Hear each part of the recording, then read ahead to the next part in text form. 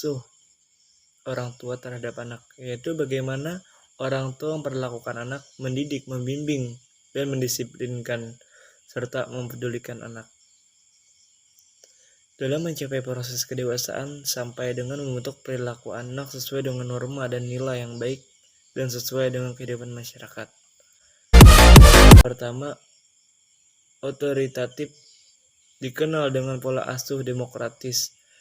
Jenis pengasuhan ini mengutamakan komunikasi dua arah antara orang tua dan anak.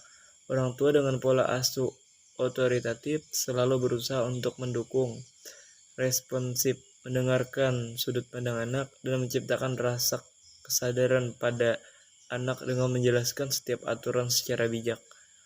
Yang kedua, pola asuh otoriter. Orang tua yang menerapkan pola asuh otoriter memiliki kontrol sangat tinggi terhadap anak, sedangkan tingkat responsifnya sangat rendah.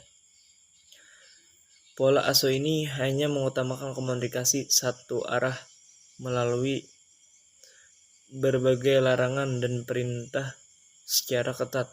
Yang ketiga, pola asuh permisif cenderung memprioritaskan kenyamanan anak sehingga mereka akan bersikap layaknya teman kepada anak.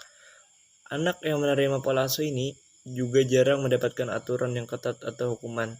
Namun di sisi lain, orang tua menjadi lemah terhadap setiap keinginan anak, sehingga mereka tidak bisa mengatakan tidak dan cenderung memanjakan anaknya. Dan yang keempat, pola asuh negligible. Di antaranya tidak memberikan batasan yang tegas terhadap anak, tidak memperhatikan kebutuhan anak, bahkan enggan terlibat dalam kehidupan anak. Singkatnya, gaya pengasuhan ini ditandai dengan orang tua yang bersikap acuh. Dan yang terakhir, tentang tujuan dari pola asuh anak adalah suatu proses yang bertujuan meningkatkan serta mendukung perkembangan fisik, emosional, sosial, finansial, dan intelektual seorang anak sejak bayi hingga dewasa. Hal ini menjadi tanggung jawab orang tua, sebab orang tua merupakan guru pertama untuk anak dalam mempelajari banyak. Bagaimana pola asuh mempengaruhi perkembangan anak? Pola asuh yang positif membantu anak menghadapi masalah non-sosial maupun sosial. Pola asuh yang positif diperlukan untuk perkembangan kognitif dini, keseimbangan emosi, dan pengembangan pemikiran. Sementara pengasuhan yang negatif dan bermusuhan mengarahkan pada depresi dan masalah sosial budaya.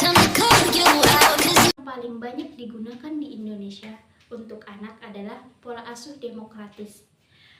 Pola asuh ini disebut sebagai pola asuh paling ideal karena daya tanggap dan tuntutan sama-sama tinggi.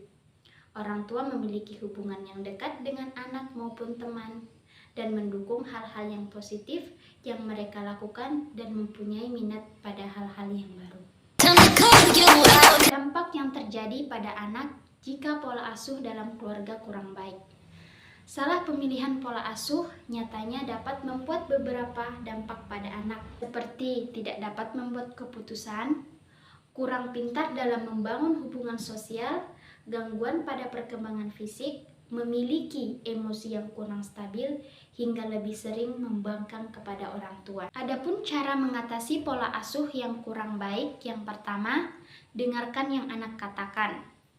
Biarkan anak mengucapkan pikiran serta perasaannya dan pastikan anak Anda tahu bahwa Anda mendengarkannya.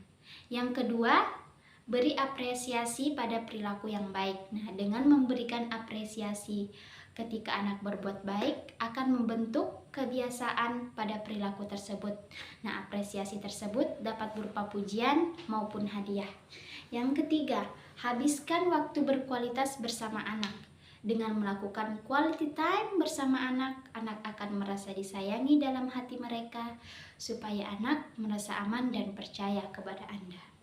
Yang keempat atau yang terakhir, hargailah anak. Nah, ketika anak menyuarakan pendapat maupun bercerita kepada Anda, dengarkanlah dengan baik.